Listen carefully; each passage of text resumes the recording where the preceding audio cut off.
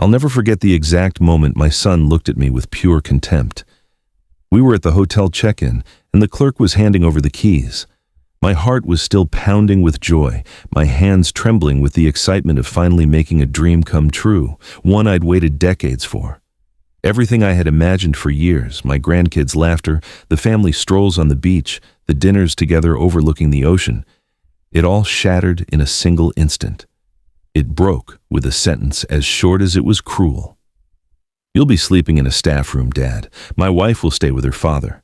He didn't even look at me. "If you don't like it, grab your bags and leave." I didn't answer. I just stared at him. I felt the air in the lobby go thick, the world around me blurring as other tourists laughed and chatted. My son spoke with that cold, unearned confidence of people who believe they are the center of the universe. I had been dreaming of this trip for years. I had worked without a day off, saving every penny, putting my own needs aside to give them 1 week together. But in that moment, I understood I had made a terrible mistake. I had bought a ticket to a story where I was no longer wanted. I remembered every night I'd spent counting the money, every plan, every promise. "It'll be our first real family vacation," I'd always say with a smile. But now, in the lobby of that beautiful oceanfront resort, everything I'd imagined became a shattered mirror. I saw the reflection of my daughter-in-law's cold stare, sizing me up like I was an inconvenience. My granddaughters, confused. The front desk clerks, awkward, not knowing who to obey. And my son, my own son, turning his back on me. But before we go on, I'd love to know if you've subscribed to the channel and liked the video. It helps me see that you support me and enjoy my stories. Okay, let's continue. I was given a room in the back of the hotel, next to the staff facilities. It smelled like industrial cleaner, dampness, and loneliness. The bed was a narrow cot. The window faced a brick wall. No light. I dropped my suitcase on the floor and sat down. I didn't cry. At my age, you learn to swallow the pain without making a sound, to let it burn inside without anyone noticing. I closed my eyes and thought of my late wife. She would have known what to say. I only knew how to be silent. The trip had been my idea. I wanted to bring them all together. My son, his wife, my grandkids, and her father. A man with fake polished manners and a smile I never trusted. I had booked the resort months in advance, paid for all the rooms and planned every detail. But my daughter-in-law insisted that her father deserved the best suite because he's not used to being uncomfortable anymore. And according to her, I was used to simple things. I remembered when my son was little, how he'd sleep curled up next to me because he was scared of thunderstorms. I promised him he'd always have a roof over his head, that he'd never go hungry. I taught him to read, to work with dignity, to be respectful. But time, or life, or maybe just his ego, had erased those memories. Now he was treating me like an unwanted guest on a trip I had paid for. That night, I went for a walk on the beach. The sand was still warm. The wind smelled like salt and memories. I looked at the lights of the resort in the distance and thought about everything you sacrifice for your kids, sleep, youth, your own dreams, and how, without even realizing it, they learn to see you not as a parent, but as a burden. I sat facing the ocean and listened to the rhythm of the waves. In that sound, I found something like an answer. It wasn't anger I felt, it was disappointment, and deep down, a dangerous calm. The next morning, I saw them eating breakfast from a distance. My son was laughing with his father-in-law. My daughter-in-law was playing the part of the perfect wife. The kids were running around without even looking my way. When you get older, you realize that love doesn't die with a shout. It dies from indifference, that slow, creeping indifference that settles in until it erases all affection. A waiter approached me with a kind gesture. "Coffee, sir?" he asked. "Yes, please," I said. He served me with respect, not knowing that in that moment he was the only person in the entire resort who saw me as a human being. As I drank, I heard my son say something that cut me like a knife. "I don't get why my father always insists on coming. He ruins everything." My daughter-in-law laughed. "You know how old people are. They refuse to accept they're not needed anymore." I closed my eyes. I didn't want them to see me shaking. I finished my coffee, left a few dollars on the table, and stood up. I walked aimlessly through the hotel hallways, watching the families laughing, the couples hugging, the people taking photos, and I wondered when I had stopped being a part of all that. That night, while everyone else slept, I couldn't close my eyes. The murmur of the ocean came through the crack in the door, and the echo of my son's words repeated in my head. If you don't like it, leave. Those were his words. And yet, I didn't leave. Because the man I am doesn't run. He waits, he watches, and when the time is right, he acts. There is no sound more cruel than indifference. It doesn't scream. It doesn't wound with words. It simply erases you. That was my first lesson on that trip, understanding that love doesn't always die violently. Sometimes it just fades slowly, like a candle burning down in an empty room. My son and his wife didn't yell at me. They didn't insult me directly. They just acted as if I wasn't there. And that, with my age and a tired heart, hurts more than any offense. That morning, while they ate in the main dining room, I ate alone in the back, where the staff took their quick coffee breaks. One of the waitresses offered me a warm muffin, and for a moment, I felt a kindness I no longer expected. I thanked her with a smile, and she smiled back. I didn't know her name, but she was the first person in days who had treated me with humanity. From my corner, I could see my family through the restaurant's glass partition. My son was talking animatedly with his father-in-law, a tall man with an imposing voice and fake manners. I watched him closely. He was the kind of person who enjoyed having power over others, even in the simplest conversations. And my son, who had once been such a sensitive young man, seemed to admire him. He copied his gestures, the way he laughed, even his casual little cruelties. And my daughter-in-law, she never liked me. From day one, her look was always that of someone evaluating an old piece of furniture, something that doesn't fit, that gets in the way. Your father is just so simple, I heard her tell him once. I don't want him living with us, honey. We'd have no privacy. My son didn't answer her then, but his silence was loud enough. I knew which side he had chosen.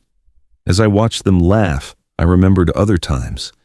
When he was a boy, and I was his hero. He used to call me Super Dad because I could lift him in my arms and make him fly through the air. When he turned 10, I bought him his first bicycle. I worked overtime for months to pay for it.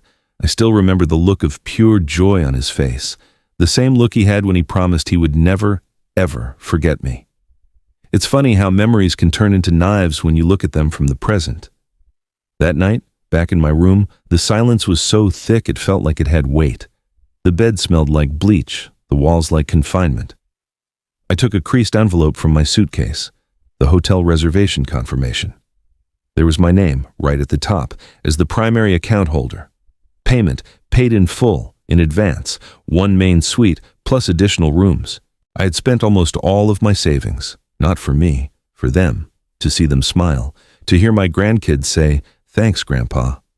But those words never came. I turned off the light and stared at the ceiling. The distant sound of the waves kept me company, along with the muffled laughter coming from the suite down the hall. I thought about getting up, pounding on their door, and demanding respect. But I didn't. Not out of fear, but because I understood something. You can't beg for love. Love that has to be demanded isn't worth having. The next day, as I was walking along the beach, I saw my son and his family taking pictures. Everyone was smiling, except me. I was the ghost who wasn't supposed to be in the frame. I stayed back just watching, and then I heard my grandson, who's only 8, ask innocently, "Why isn't Grandpa with us?" My daughter-in-law answered without even looking at me. "Because Grandpa gets tired easily, sweetie. It's better if he rests." A lie. I wasn't tired. I was just excluded. I sat down on the sand and looked at the horizon. I thought about my wife, about how she would have reacted if she were alive. Maybe she would have cried, or maybe she would have done what I was starting to do, stay silent and observe. Because there's a kind of calm that doesn't come from forgiveness, it comes from thinking. And that morning, I started to think differently. At lunchtime, I walked up to the hotel restaurant. The maitre d', an older man, recognized me from the check-in. "Sir, "Your family is already ordered," he said politely. "Would you like us to prepare something for you separately?" "No, thank you," I replied. "I'll eat somewhere else." I walked down to the little pier, where there was a shack selling fried fish sandwiches and sodas. I sat there, among strangers, and for the first time in days, I felt free. No one was looking at me with pity or judgment. No one owed me anything. While I ate, I overheard a couple arguing about money. She was complaining that her father-in-law was spending too much. He argued back that it was just one trip. I watched them, not wanting to intrude, but their conversation planted a seed in my mind. Money, pride, control, everything revolves around that. That night, while the others slept, I walked the hallways. I passed by my son's suite. I heard muffled laughter, the clinking of glasses, soft music. And yet, inside me, something began to change. It wasn't sadness. It was a cold, precise feeling, a kind of clarity. People think revenge is born from hate. They're wrong. True revenge is born from silence, from that exact moment when the heart stops crying and the mind starts to plan. And that night, in the staff room, with the window that faced a wall and the mattress that felt like cardboard, I started to plan. I woke up that morning to the sound of pipes rattling. Water was running through the thin walls of the staff room, reminding me that in this luxury hotel, I was just a shadow. Outside my door, the world was sleeping on soft mattresses, between white sheets and scented pillows. I, on the other hand, was lying on a rough mattress surrounded by echoes and silence. But I didn't feel sorry for myself. I felt something different, something sharper, a serenity I hadn't felt in years. Because when the pain stops hurting, the reasoning begins. I got dressed slowly, with the calm of a man who no longer expects anything from anyone. I left without making a sound. The hallway was empty, lit only by a dim, yellowish light. I walked toward the lobby and watched the reflections of the ocean in the massive windows. The night had that stillness just before dawn, when everything seems frozen. I sat down in one of the armchairs and waited for the sun to rise, listening to the distant murmur of the waves. The first employees started to arrive. One of them, a young guy in a blue uniform, was surprised to see me. "Couldn't sleep, sir?" he asked politely. "You sleep less at this age," I replied, smiling. We chatted for a few minutes.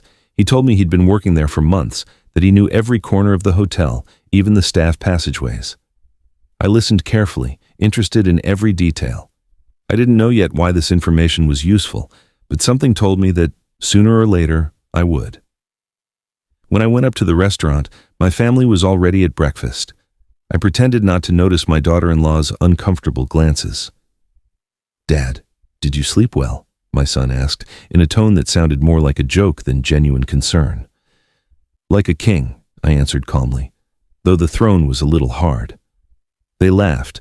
My daughter-in-law's father made a sarcastic comment about old folks who can't adapt. I just looked at him with a smile. It wasn't worth arguing with a man who thought he was superior just because he had money. I watched every gesture, every word, every look. My daughter-in-law ordered the waiters around. My son nodded, not thinking. The kids imitated their tone.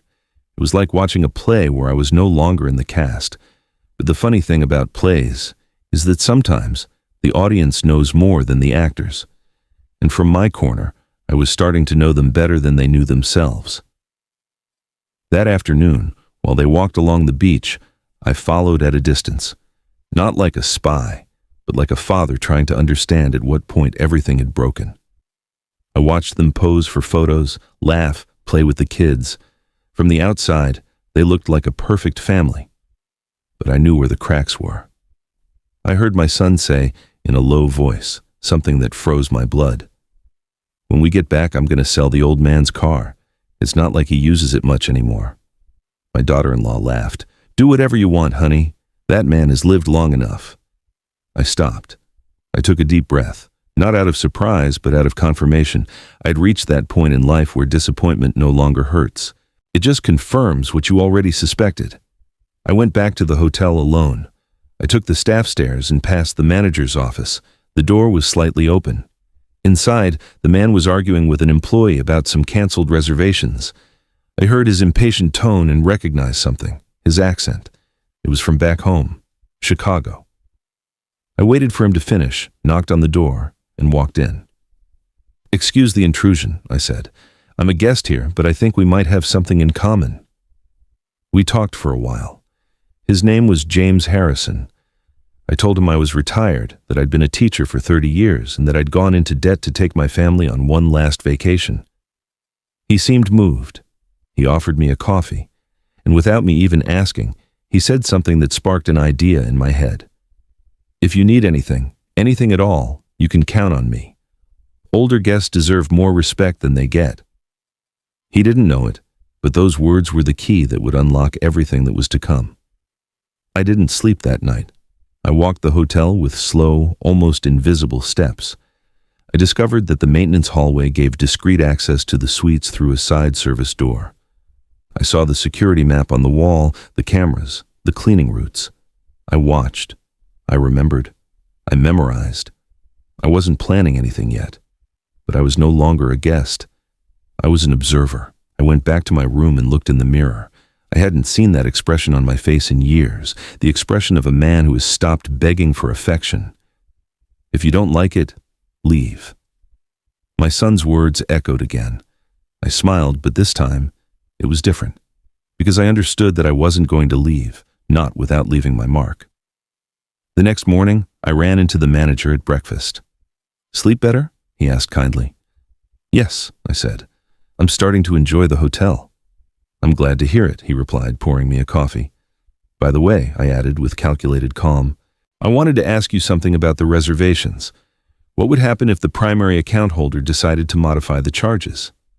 He looked at me, curious. "Well, the primary account holder would have to be the one to do it, of course." I smiled. "Exactly, and the primary is me." The manager nodded, suspecting nothing. I just drank my coffee, savoring every sip with the kind of peace you feel when you're starting to take back control. That afternoon, while the others were at the pool, I sat on the restaurant balcony, looking at the sea. In my hands, I held the copy of the payment receipt, with my name printed in large letters, Robert Miller, primary account holder. There it was, the proof. Everything they were enjoying, the rooms, the food, the luxury, it all existed, because I had made it possible, and that was going to be my trump card. My silence would be my revenge. But it wasn't time. Not yet. That night, as I turned off the light, I felt something new. Not sadness, not anger. It was a feeling that was purer, sharper. It was purpose, and in that purpose, the surprise they would soon discover began to take shape. That afternoon, the sun sank slowly into the horizon, staining the sea with shades of gold and red. The hotel was preparing for its themed dinner. Candles, white tablecloths, soft music, and wine glasses that reflected the light, making everything look perfect. But perfection, I've learned, is always the most elegant disguise for a lie. I had spent the entire day watching. My son and his father-in-law were drinking by the pool, laughing too loudly, talking about business deals that didn't exist and futures that would never arrive. My daughter-in-law, in her new dress, was ordering the staff around as if she owned the place. The kids ran free, not understanding the weight of what was moving around them, and I just walked slowly, invisible, but aware of every detail. I had changed. I could feel it in my steps, in my breathing. I no longer walked hunched over, avoiding eye contact. The pain that used to chain me down had transformed into something more powerful. Serenity. Not the calm of forgiveness, but the calm of a man who has stopped begging for affection. And that serenity, paradoxically, is more frightening than rage. At 8 o'clock, the main restaurant was full. The band was playing an old jazz standard. My son, without looking at me, had told me to sit at a separate table, so I'd be comfortable. I didn't argue. I smiled and accepted, but I chose the table closest to theirs. From there, I could see them all. The waiter brought me a glass of wine. "Compliments of the manager, Mr. Miller," he said. I nodded with a slight smile, appreciated the gesture, and watched as the other guests settled in for the night. No one suspected that beneath all this tranquility, something was about to break. My son raised his glass for a toast. He said a few rehearsed words, empty phrases about family and cherishing the moments. Everyone clapped. I clapped too, but deep down, every word he said sounded hollow. "Dad, aren't you going to say anything?" he asked, looking over at my table. I stared right at him. "What could I possibly say, son?" I replied, my tone friendly. "Sometimes silence says more than a toast." The laughter at their table died for a second. I saw a flash of discomfort and embarrassment on his face. He wasn't used to seeing me calm. Before, when he spoke to me with contempt, I would just lower my head. But I didn't lower it that night. The band changed melodies. While the others kept eating, the manager, James, discreetly approached my table. "It's all confirmed, Mr. Miller," he whispered. I nodded. "Perfect. Tomorrow morning, before breakfast, make sure no one suspects a thing." The man left. No one seemed to notice our conversation except my daughter-in-law, who watched me with a restless curiosity. She always had that instinct to control everything. She couldn't stand not knowing. "What were you talking to the manager about?" she asked, faking politeness. "Just old man stuff," I replied, smiling. "You wouldn't understand." Her expression barely changed. A tiny flicker, but enough to show she was annoyed. I just kept eating, calmly, savoring every bite. Outside, the waves crashed against the rocks and the sound was beautiful to me. It was the same ocean I'd listened to so many times when my wife was alive. She would have been proud to see me like this, serene, firm, the master of my own fate. My son leaned toward me with a forced smile. "Dad, I hope you're in a better mood tomorrow. We want to spend the day as a family, okay?" "Of course," I said. "Tomorrow will be a day you all remember." I wasn't lying. I finished my wine and stood up before they did. I walked to the exit with slow, steady steps, leaving the murmur of conversation behind me. I felt their eyes on my back, not stares of affection, but of confusion. They knew something in me had changed, even if they didn't understand what. I went up to the top floor, to the staff area. Alex, the young man in the blue uniform, was waiting for me. "All set, sir," he said. "No one will know." I handed him an envelope. "Thank you, son, not just for the favor, but for reminding me there are still decent young people in the world." I went into my room and closed the door. I sat on the bed, the folder open on my lap. Inside were the copies of the reservation, the payment receipts, and the documents proving I was the primary holder for the entire trip. I had also prepared 3 envelopes, one for my son, one for my daughter-in-law, and one for her father. Each held a letter. I stared at those papers like someone looking at the fine line between justice and revenge. I had dedicated my whole life to teaching values, to giving without expecting anything. But sometimes, when love is met with contempt, you have to teach one final lesson, the lesson of respect. That night before sleeping, I walked out onto the small service balcony. From there, I could see the empty beach and the reflection of the moon on the water. "Until tomorrow," I whispered.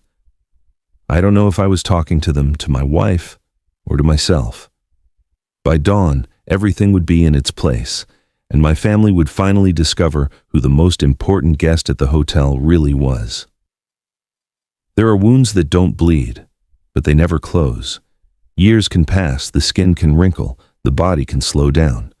But those wounds are still there, waiting for the exact moment to remind you who you were and how much you gave for people who no longer remember you. That night, sitting on the cot in my gray room, documents in hand, I couldn't help but think about everything I had done to make this trip happen, and everything I had lost out of love for my family. After my wife's death, my house became an empty temple. She had been the heart of everything, the one who laughed loudly, who cooked with love, who held my hand when the silence felt too heavy. When she left, I was left alone with my son, a young man of only 20, his soul a little lost. I promised him he would want for nothing. I worked from sunup to sundown, first as a teacher, then as an accountant for a small firm, until my health started to waver. But I never gave up. Every dollar I saved in that envelope in my desk drawer had a purpose, his future. When he met the woman who is now his wife, I knew from the first moment that something about her was off. There was a glint of ambition in her eyes that she disguised with polite manners. But he loved her, and I didn't want to stand in the way. As parents, we're taught to give in for love, to accept things just so we don't lose our children. I was there for all of it. His wedding, his first house, the birth of his children. I loaned him money when his business struggled. I sold my car. I mortgaged the house I had lived in my entire life, all to see him get ahead. But over time, I started to notice the change. The calls became sporadic, the visits short, the hugs mechanical. My daughter-in-law, always polite, began to put distance between us. "Your father's a good man, but he's a lot," she told him once. That phrase stuck in my head like a constant echo. I, who had raised him with my own 2 hands, was now a burden. And still, I kept helping them. This trip was my last attempt to get something back. I had sold my house after I retired, thinking that with the money, I could give us all an experience that might repair the bonds that were breaking. I thought the ocean would heal what time had wounded. But the ocean doesn't heal. It only reflects. As the wind rattled the window that night, I remembered my last conversation with my wife, years ago, in the hospital. "Promise me you won't let bitterness snuff out your light," she'd said, her voice weak. "I won't, my love," I promised her. But that promise, without my intending it, broke the moment I heard my son say I could sleep with the staff. I looked at my hands. They weren't the hands they used to be. They were rough, veiny, marked by the years. These hands had carried his small body, had signed his college enrollment forms, had cooked his favorite soup when he was sick. And these same hands were now preparing something different, not a physical punishment, but a lesson. The kind old-school teachers knew how to give without raising their voice. I put the envelopes inside the folder and sealed them carefully. Each one carried a different message, but they all shared one truth. Everything they were enjoying, everything they thought was theirs, was only possible because of me. And that truth was about to come out. I lay back and thought of my granddaughter, the only one who, in her own way, still looked at me with affection. It wasn't her fault. She was innocent, pure. It hurt to think she would grow up watching her parents' contempt for me, learning that love is measured by usefulness. I thought about leaving her a letter, something to explain that her grandpa wasn't the villain of the story. That sometimes silence is also a form of love, even when it looks like punishment. I had a dream that night. I dreamed my wife was with me, sitting by the ocean. She was smiling. "That's enough, Robert," she said. "Let them learn. Don't destroy your own soul." But when I woke up, I knew my soul wasn't being destroyed. It was being rebuilt. I had spent years asking for respect with words. Now I would demand it with facts. The next morning, the manager, James, found me discreetly. "All set, Mr. Miller. The changes to the reservations have been processed." I thanked him with a handshake. "And remember," he added, "the additional charges are also on the original account." "Perfect," I replied. "Let everything proceed as planned." During breakfast, I noticed something strange. For the first time, my son was looking at me with a certain uneasiness. Maybe he sensed that my silence was no longer weakness. Maybe he sensed there was something going on that he couldn't understand. My daughter-in-law faked her calmness, but her smile was tense. Her father, overconfident, talked about investments, oblivious to it all. I said nothing. I just watched the ocean from my seat, savoring my coffee with a peace I hadn't felt in years. I had learned to wait. Revenge is not an impulsive act. It's a slow, patient work, like the art of a watchmaker, adjusting every gear so that when the hour arrives, everything works with precision. That hour was getting close. I looked at my son one last time, and I remembered him hugging me when I picked him up from school, telling me he wanted to be just like me. I loved him. I still loved him. But love, when it isn't respected, transforms. And what I felt now wasn't resentment, it was justice. I stood up slowly, left a tip on the table, and walked out of the restaurant. In the reflection of the glass, I saw my own. I was not the same man who had arrived at that hotel looking for love. I was someone else, someone who understood that you don't beg for forgiveness. They say the silence of an old man isn't always peace. Sometimes it's strategy. And that night, while the hotel slept, I understood that my silence had become my greatest weapon. Every word I didn't say had turned into a steady step toward what was about to happen. It was 2 a.m. when I opened my eyes. I hadn't been dreaming. My body felt heavy, but my mind was clear, sharp, meticulous. I got dressed without turning on the light, took the papers I'd hidden under the mattress, and went out into the hall. The air was damp, almost thick. From far away, the sound of the ocean seemed to follow me, as if each wave was marking the beat of my breathing. The staff hallway was a maze of identical doors, but I already knew the way. Alex, the young man in the blue uniform, had shown me the route the night before, a back staircase that connected directly to the service corridor for the main suites. From there, you could access the rooms through a secondary entrance used only by housekeeping. When I reached the door, I took a deep breath. I wasn't afraid. What I felt was closer to a heavy calm, as if time had stopped all around me. I took out the master key that the manager had loaned me for emergencies and slid it into the lock. The click of the tumbler was a dry, almost ceremonial sound. I went in. The air smelled like expensive perfume, wine, and excess. My son and his wife's suite looked like a showroom for vanity. Clothes tossed everywhere, glasses on the table, lights left on. I walked slowly, observing. On the bed, I saw my daughter-in-law's dress, wrinkled. On the floor, my son's watch, forgotten. In that mess, there was a kind of arrogant carelessness, as if the whole world belonged to them.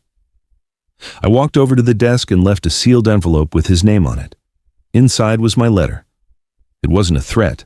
It was a confession. I told them how much I had loved them, how much I had sacrificed, and how much they had disappointed me. But I also explained that this trip, the one they were so proud of, wasn't a gift from fate or the result of their own hard work.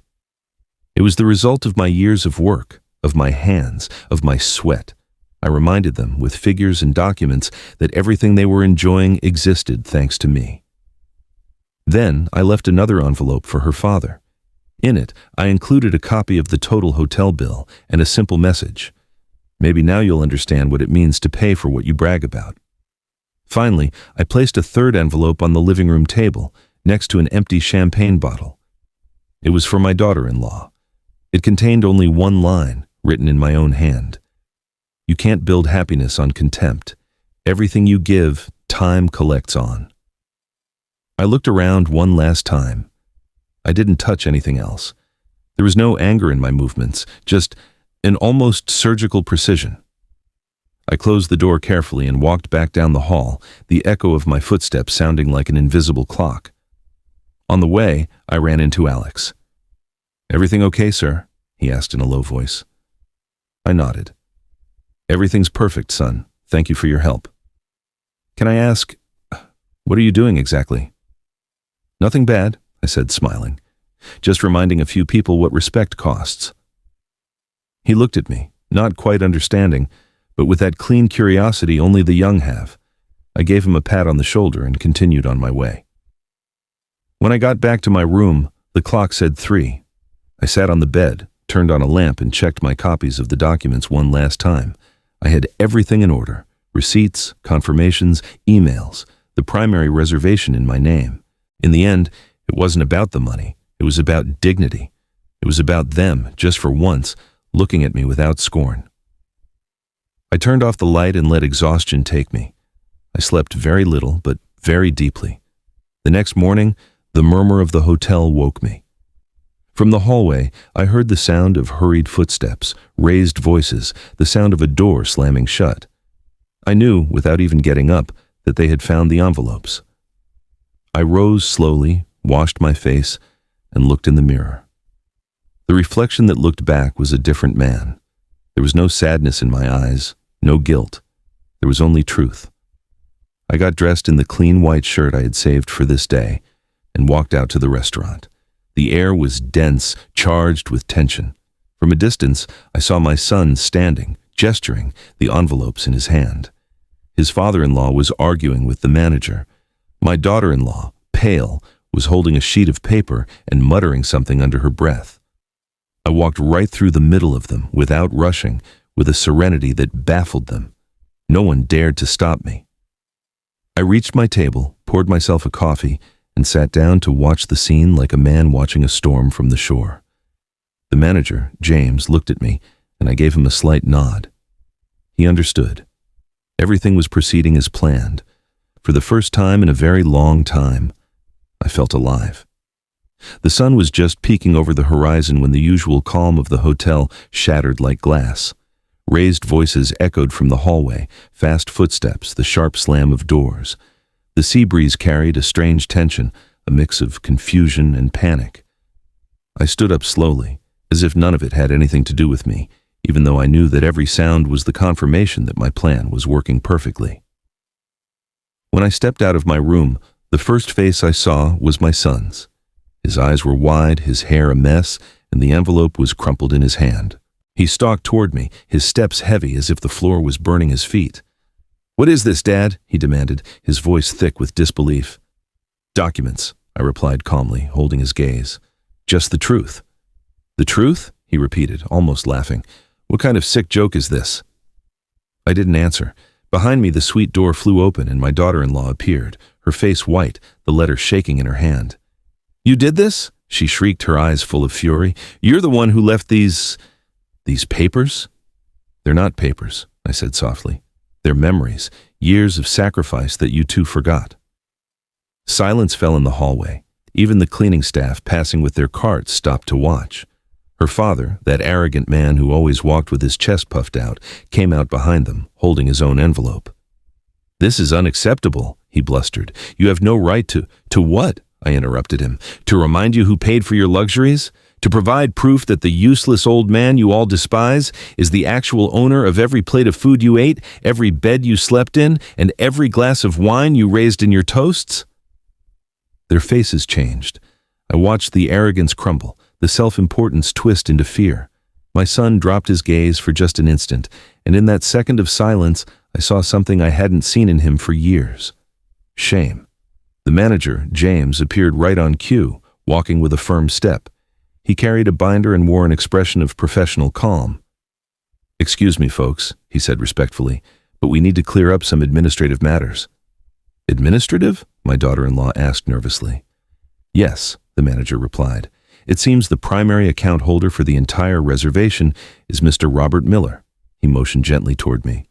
"All of the lodging, rooms, services, dinners, and even the additional expenses are under his name."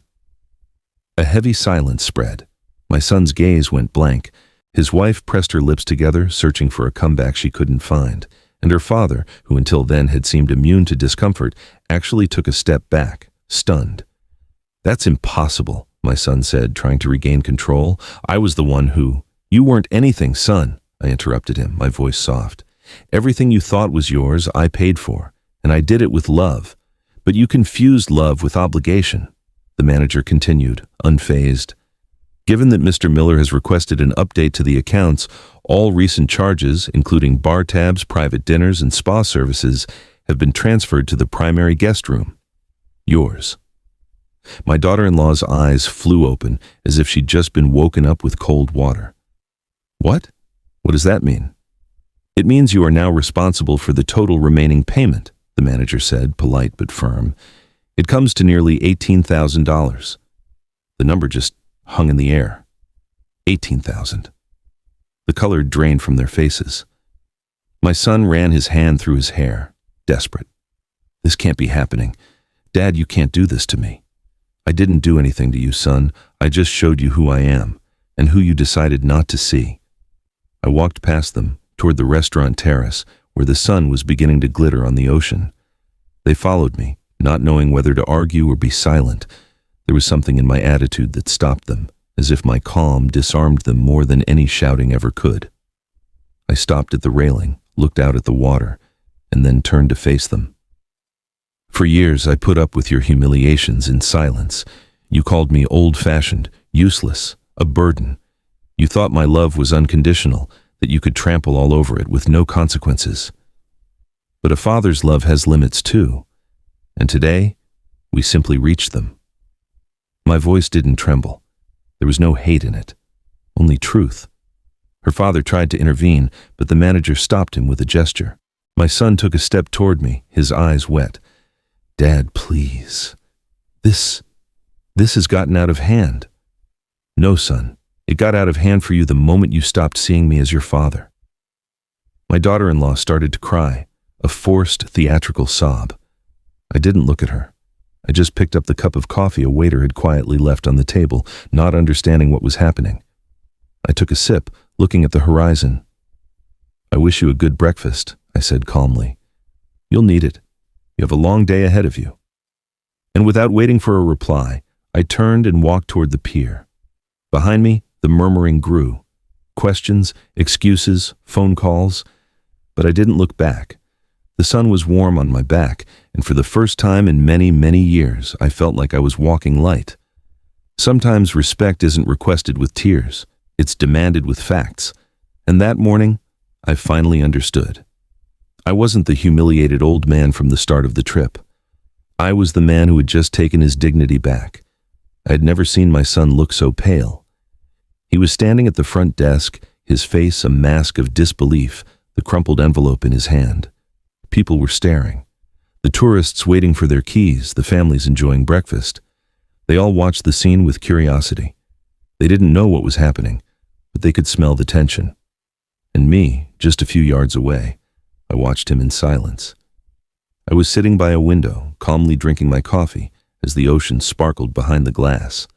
The manager, James, was speaking in a low, steady voice, explaining the charges, pointing to figures, mentioning dates. Every word was like a stone dropping into a pond, shattering the calm my son was trying to maintain. My daughter-in-law, her hands shaking, was holding a credit card that the front desk clerk kept handing back to her. "I'm sorry, ma'am," the young man said respectfully, "but the transaction was not approved," she insisted. "There must be a mistake. Try it again." They tried it 3 times. 3 times, the screen showed the same word: declined. Her father, with his usual arrogant tone, stepped forward. "Just give me the bill," he said. "I'll handle this." The manager nodded and placed a binder on the counter. Inside, perfectly organized, were all the invoices: dinners, room service, the suites, the bar tab, private excursions, bottles of wine, everything. A grand total that made the air in the lobby feel heavy. The man scanned the papers, and when he reached the final page, he lost his color. "This is insane," he muttered. "I'm not paying this monstrosity." I stood up slowly and walked toward them. My footsteps echoed on the marble floor, slow, firm. No one spoke. The sound of the waves outside was the only thing filling the silence. I stopped a few feet away, and without raising my voice, I said, "No one asked you to pay for anything, not until you decided to humiliate the man who had already paid for it all." My son looked at me, his face caught between rage and desperation. "Dad, why are you doing this?" "Why?" I repeated with a calm that unnerved him. "Because I needed you to understand what you never wanted to hear. It's not about the money, son. It's about respect." The manager, looking uncomfortable, tried to maintain formality. "Mr. Miller, shall we proceed with closing the primary account?" "Yes," I replied without hesitation. "Transfer all expenses for this family to my son's room number, everything they consume from this moment on as well." The man nodded and made a note. My daughter-in-law dropped her card and glared at me. "You're cruel," she hissed, "a vindictive old man." "No," I answered. "I'm the man you stripped of the right to feel like a father." Her eyes filled with tears, but not of sadness. They were tears of helplessness, of wounded pride. She tried to say something else, but she couldn't. My son, however, just looked down. For the first time in a long time, he had no answer. Her father turned to me, with that air of superiority he always wore. "This is a disgrace. A man your age, behaving like this." "The disgrace," I replied softly, "is making another human being feel like they don't deserve a place at the table.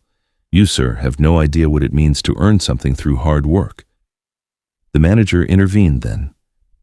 "Gentlemen, if you'll allow me," he said, holding up a document, "Mr. Miller has also requested that his own accommodations be canceled, effective this evening. In its place, he has booked a private suite for the remainder of the week." They all stared. "What do you mean he's booked another room?" my daughter-in-law stammered.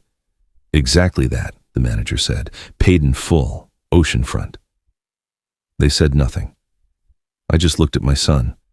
"You can stay if you wish," I said serenely. "But now you'll know what it costs to live off someone else's hard work." I walked to the elevator. Behind me, the voices started to rise. My daughter-in-law was arguing with the manager. Her father was demanding to speak to the administration. And my son just stared at me in silence. As the doors closed, I saw his reflection in the glass, the face of a man who had just understood the price of arrogance. The suite James had assigned me was on the top floor. When I opened the door, a fresh breeze greeted me. The room was large, bright, with a terrace that opened directly onto the ocean. I walked out onto the balcony and took a deep breath. The ocean roared below, eternal and indifferent. For the first time, I felt that sound wasn't loneliness. It was freedom. I poured a glass of wine and sat facing the horizon. I wasn't thinking about revenge or justice. I was thinking about my wife, about how she would have smiled if she'd seen what her old man had finally learned, that sometimes love has to hurt before it can be worthy again. As the sun was setting, I heard a knock on the door. "Come in," I said. It was Alex, the young man in the blue uniform. He was carrying a tray with fruit and a note. "From the manager, Mr. Miller," he said. "And also," he hesitated, "your son asked if he could speak with you tonight." I smiled, not looking at him. "Tell him no, not tonight." "And tomorrow?" he asked. "Tomorrow, maybe, when he learns how to look me in the eye without arrogance." Alex nodded silently and left. I closed the door and stood there alone, watching the sky's reflection in the sea. In that instant, I knew my plan wasn't over. The lesson was just beginning. I woke up before dawn. The room was still dark, but the ocean was already roaring, as if it were speaking to me from below. For a second, I forgot where I was. Then I remembered. The oceanfront suite, the same one where, the night before, I had finally slept in peace. I got up without rushing, opened the curtains, and let the first light of day stream in. There was no remorse in me. What I felt was something deeper, something the years teach you to recognize as justice. I got dressed, packed my things, and went down to the lobby. No one knew I was leaving that morning. I had discreetly arranged for a cab to the airport with the help of James, the manager, who saw me off with respect. "I hope you found what you were looking for, Mr. Miller," he said with a quiet smile. I looked at him and replied, "I wasn't looking for it, but I found it anyway." As I walked toward the exit, the air smelled like sea breeze and new beginnings. I stopped for a second to look around. The same walls where I had been humiliated days before, the same hallways I had walked, invisible. And yet now it was different. I was no longer walking with the weight of contempt, but with the lightness of a man who no longer expects anything. I got in the cab. The driver, a young man, asked if I'd enjoyed my vacation. "Very much," I replied. "I learned more than I ever imagined." The ride to the airport was silent. I looked out the window at the landscape fading away, the hotels, the palm trees, the clear blue sky. Everything looked the same, but inside me, something had changed forever. I was carrying one suitcase and one envelope. Inside the envelope was a letter and a document, the final piece of my plan. When I got to the airport, I found a seat facing the windows. The sun was already high. I took out my phone, dialed my son's number, and waited. It took him a moment to answer. "Dad?" His voice was tense, unsure. "Yes, son. It's me." There was a short silence, as if he didn't know what to say. "I looked for you last night," he finally said. I wanted to talk." "I know, but it wasn't the time." On the other end, I could only hear his breathing. Then, a long sigh. "Dad, what happened? It got out of hand. I shouldn't have." "Don't explain," I interrupted him. "I don't want excuses. I want you to listen." My voice was quiet, but every word landed with the exact weight it was meant to. For years, I believed a father's love was unconditional, that nothing could break it. But I was wrong. Love needs respect, too. You all crossed that line. And what I did, son, wasn't to punish you.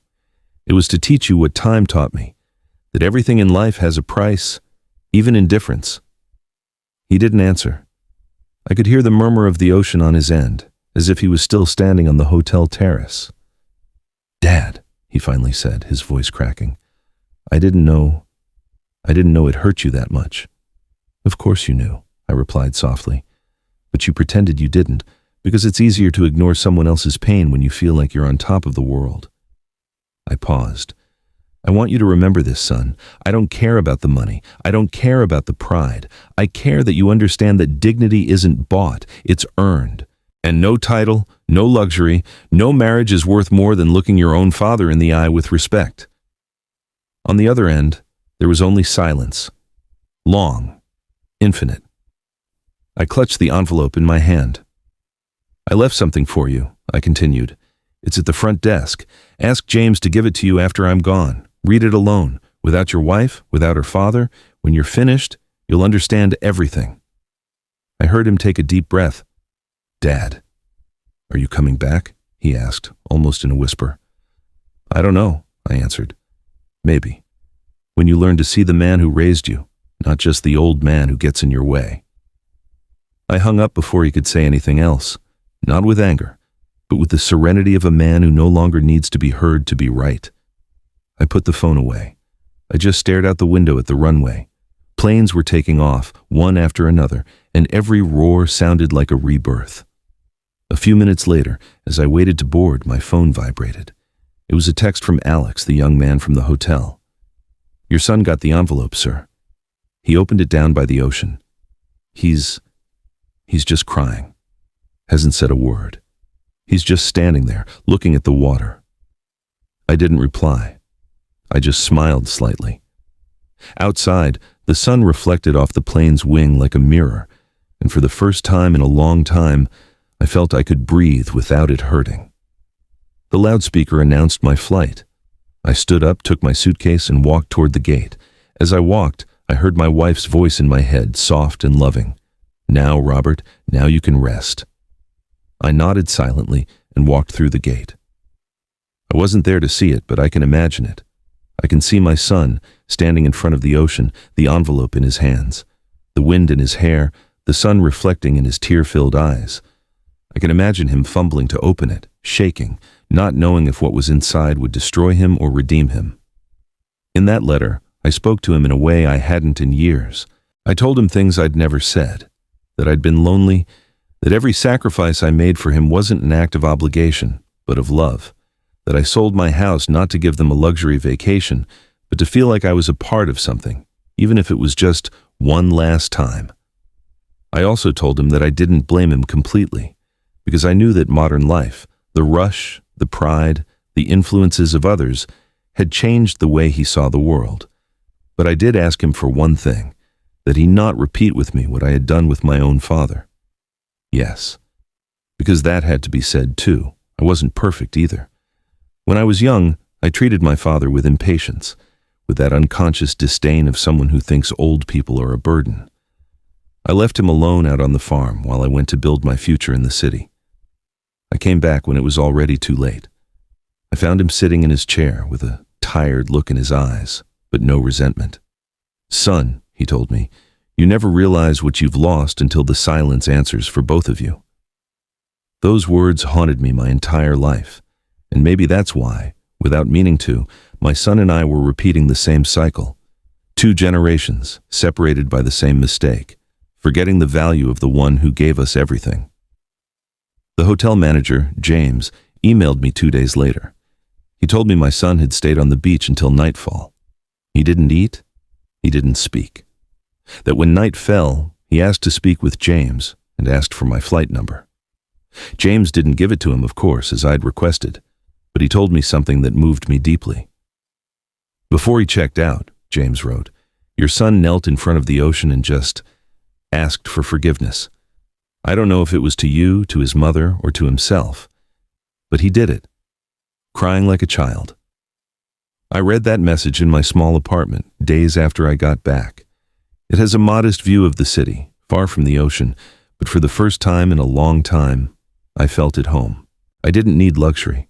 I just needed silence. A silence that no longer hurt. The afternoons passed, and sometimes I thought about him, about what must have happened when he went back to the room, the moment he had to explain to his wife what had happened. I can imagine the fight, the accusations, the pride shattered to pieces. And above all, I can imagine him understanding that he hadn't lost money. He had lost respect. One night, I got a call from an unknown number. I hesitated. Finally, I answered. "Dad?" It was his voice, broken with a thread of raw emotion. I didn't say anything. I just listened. There isn't a day I don't think about you," he continued, "about how I spoke to you, what I did. I don't know if you'll ever forgive me, but I want you to know. I get it. I get all of it." "What do you get, son?" I asked without harshness. "That life isn't measured by what you have. It's measured by what you give. That a father doesn't need gifts. He needs respect. That—" He stopped, taking a sharp breath. "That I was an idiot." I felt a knot in my throat. For a few seconds, I couldn't answer. "You weren't an idiot," I finally said. "You were just a son. We all make that mistake when we're young." There was a long silence. I could hear his voice shaking on the other end. "Where are you?" he asked. "I'm home, my home. Don't worry about me. I'm okay." "I want to see you," he said, almost pleading. "Just once." "Maybe later, son. It's not time yet." We hung up in silence. I stood there for a long time, phone in hand, looking at the city lights reflecting in the window. I didn't feel joy, but I didn't feel sadness either. It was a new feeling, clean, as if the cycle was finally breaking. That night, I dreamed of my wife. I saw her smiling, walking toward me with the ocean behind her. "He understands now," she said gently. "You can let it go." "What if he messes up again?" I asked. "Then you'll know that you did your part. And that's enough." When I woke up, the dawn was bathing the room in a golden light. I got up, opened the window, and took a deep breath. In the distance, a seagull was crossing the sky. I smiled. Sometimes love isn't shown with hugs. It's shown with distance. Sometimes forgiveness isn't spoken. It's taught. And even though I hadn't seen him yet, I knew my son had started to change. And that, finally, my silence had spoken louder than any words ever could. Almost a year had passed since that trip, a full year of silence, of quiet days and long nights. I learned to live alone without waiting for calls or visits. I got used to the small rituals of my routine, making my coffee in the morning, reading by the window, walking in the park at dusk. In that time, my loneliness stopped being a punishment and became a companion. Sometimes I thought about my son, his kids, what had become of them. I wondered if they had learned anything, or if pride had built the walls back up. I didn't know, and I didn't need to. I had done my part. I had taught the last lesson I had left to give, the lesson of respect. That morning, however, fate decided to move one more piece. The doorbell rang. I wasn't expecting anyone. When I opened the door, I saw him. He was just standing there, his hair a mess, a tired look in his eyes, holding a small suitcase. My son. For a moment, neither of us said anything. We just looked at each other, trapped in that instant that separates the past from the present. His face no longer held any arrogance, just exhaustion, regret, and a glimmer of something I recognized immediately, the little boy he used to be. "Hi, Dad," he finally said, his voice trembling. "Hello, son," I replied, fighting back the emotion rising in my throat. He walked in slowly, as if he were afraid of breaking something invisible. He looked around at the pictures, the books, the table with my coffee mug. "You live simply," he murmured. "Yes," I said, "but peacefully." He sat down across from me. The silence settled in again, thick, heavy, but different. It was no longer a wall, it was a bridge.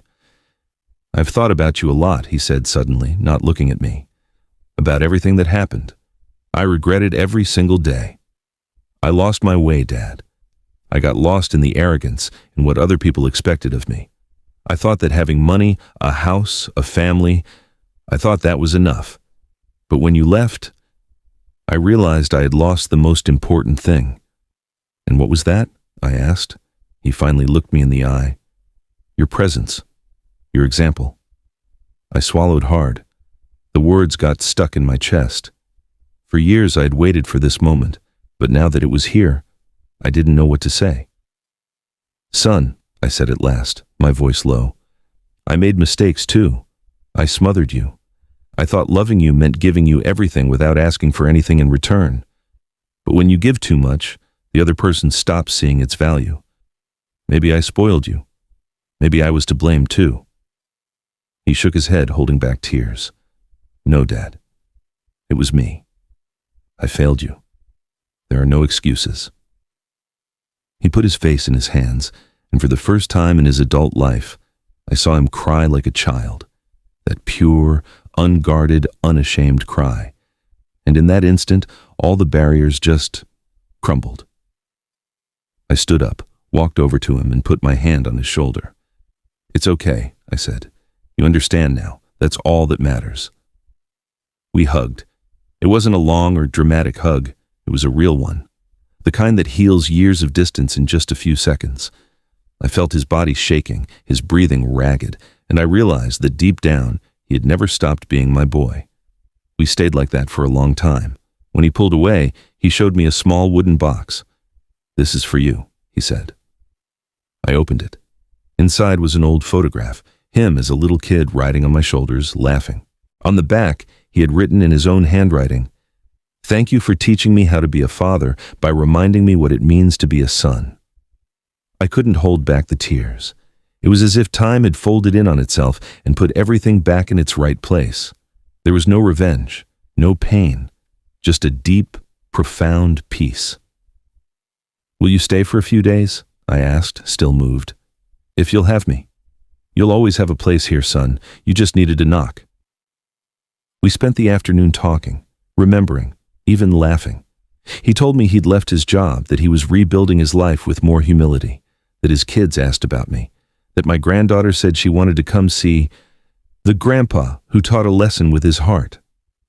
The sun began to set, painting the living room orange. I poured myself a coffee and poured him one too. We toasted without words. Outside, the wind was blowing softly, and the leaves on the tree outside the window moved as if they were applauding. For a moment, everything was simple. A father and a son. Two men who had lost each other and found each other again. That night, while he slept in the spare room, I stayed awake a little longer, looking at the city lights. I thought about my wife, how she would have smiled to see us like this. We did it, my love, I whispered. The cycle was broken, and then I understood. I hadn't won a victory. I had recovered something far more valuable. I'd gotten my son back. Life, in the end, is like a book. You never know when you're going to turn the final page. There are chapters written with joy, others with tears, and some with a silence that says everything. I knew my own book was getting close to that last page. I could feel it in my bones, in my slower breathing, in the way the mornings felt lighter and the nights felt longer. But there was no fear in me, only gratitude. 6 months had passed since my son came to see me. Since then, our conversations had become frequent. He called every week. He'd visit every so often with my grandkids, and the house would fill with a laughter I thought I'd lost forever. I saw a change in him. He was calmer, more human, more aware. He didn't talk about money or appearances anymore. He talked about time, about life, about what really matters. And that, for me, was enough. That April morning, the sun came through the window with a warm light. My heart was calm. I made my coffee, just like every day, and opened the notebook where I used to jot down stray thoughts. But that day, instead of notes, I started to write something bigger. My last letter. Not a bitter farewell, but a letter of love, written with the shaky hand of a man who had finally understood everything. Son, if you're reading this, it means my body is gone. But don't be scared. I haven't died. I've just rested. Don't look for me in pictures or in sad memories, because I'm not there anymore. I'm in every piece of advice I ever gave you, in every silence we learned together, in every mistake that taught us both something. I wrote slowly, choosing each word. I needed him to hear my voice when he read it, without sadness. I want you to know that I left in peace. I left, knowing that I found you again. That the boy I once held by the hand came back to me with an open heart, ready to be better. And that, son, was all I ever wanted. Not money, not recognition, just love and respect. paused for a second, took a sip of coffee. Outside, the birds were singing, as if everything was perfectly normal. I kept writing. When you're old, and you will be, faster than you can imagine, you'll remember my words. You'll remember how you looked at me that last time, and how you understood, without me saying a thing, that true love doesn't seek revenge. It seeks balance. Don't feel guilty about what happened. It all had to happen that way. Sometimes life has to hit us to wake us up, and I was the slap in the face you needed. I smiled as I wrote that, because it was true. If I had learned anything, it was that pain, when understood, becomes a teacher. Take care of your children. But not just with money. Take care of them with your presence, with your words, with your time. Teach them to look people in the eye, to say, I'm sorry, to say, thank you. And when you make mistakes, because you will, remember me. Not to feel guilty, but to remember that you can always, always start over. Don't hold a grudge against your wife. She acted the only way she knew how, from her own fear and her own pride. We are all prisoners of something. Set her free with forgiveness, because only the person who forgives is truly free. I paused for a long time, took a deep breath. My hand was shaking a little, but I kept writing. Never forget this truth, my son. Dignity is the greatest treasure a man has. Without it, it doesn't matter how many houses, cars, or suits you own. With it, even if you have nothing, you will still be rich. I got mine back. And in the process, I got your love back too. That's why I can go peacefully. If one day my absence hurts you, don't cry. Go out to the ocean like we did when you were young and let the waves wash over your feet. I'll be there. In every wave, in every gust of wind, in every silence. I signed it with a large trembling hand. With eternal love, your father, Robert. I left the letter on the desk next to the picture frame of the three of us, my wife, my son, and me, on a picnic that still smelled like happiness. I closed my eyes for a moment, not to sleep, but to remember. And as the clock struck 10, I felt something I had never felt so clearly before. Complete peace. They say time heals, but really, time teaches. Days later, my son found the letter. I can imagine him walking into the house, smelling the quiet air, noticing the silence was different. Not loneliness, but farewell. I can imagine his slow steps toward the desk, his hands shaking as he recognized my handwriting. When he opened it, the world stopped for him. I know because he told me in that inner voice, the one you learn to hear even from eternity. He read every word out loud, tears falling on the paper. Halfway through, he had to sit down. Sometimes love, when it arrives so late, hurts more than you can bear.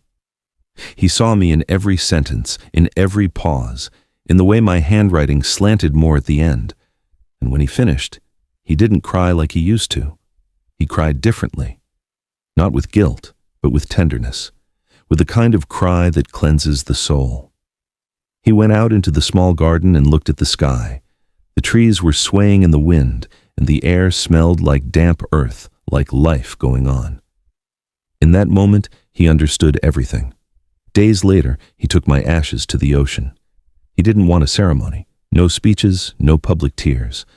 It was just him, his kids, and the silence of the water. Thank you, Dad, he whispered as the wind carried the gray dust out toward the waves. Thank you for not giving up on me. The kids took his hands. He told them my story, not as a tragedy, but as a lesson. He told them about the trip, about how a quiet grandpa had taught them what arrogance had forgotten. He told them that respect isn't demanded, it's inspired, that actions are worth more than words. That afternoon, as the sun began to set, the ocean shined with a strange golden light, as if the sky itself was smiling. He looked at it, and he knew I was there, not as a memory, but as an invisible presence right beside him. If I could say one more thing, if I could leave one final lesson written on the air, it would be this. Forgiveness doesn't erase the past, but it does change the meaning of the story. I left without resentment. My story wasn't about a betrayed father. It was about a man who learned that even the most wounded love can be reborn. And my son, the same one who once made me sleep in a staff room, ended up being the man who said goodbye to me with love and humility. That's life, a cycle. What you give returns. What you teach blossoms. What you correct heals. And so, as the ocean holds my ashes and the wind carries my last words, I smile, knowing that in the end, it all made sense, not because of the money or the pride or even the justice, but because of the simplest and truest thing of all. Because my son, finally, called me Dad again. Sometimes we don't realize how much we hurt the ones who love us most until the silence of their absence is all we have left. This story isn't just about revenge or justice. It's about love, the kind of love that endures, that stays quiet, that teaches, and that in the end, forgives. If you still have your parents, hug them. Don't wait for life to teach you what your heart already knows, that time doesn't stop, and that the words you don't say will weigh on you forever. Remember that respect isn't inherited, it's demonstrated, and that true love doesn't demand anything, only presence. If this story touched your heart, please give this video a like and subscribe to the channel. Every day we share new stories that remind us that even behind every wound, there is still hope. We'll see you in the next story, and above all, never stop honoring the ones who taught you how to love.